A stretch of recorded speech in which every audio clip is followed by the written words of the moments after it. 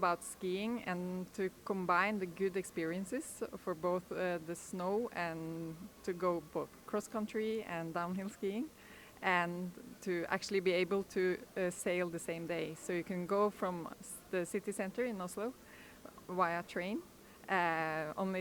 Will only take you about 17 minutes, and you can come here, rent all you need for both clothing and skiing, and spend the day, have a meal, and go back to Oslo into the sailboat and sail away.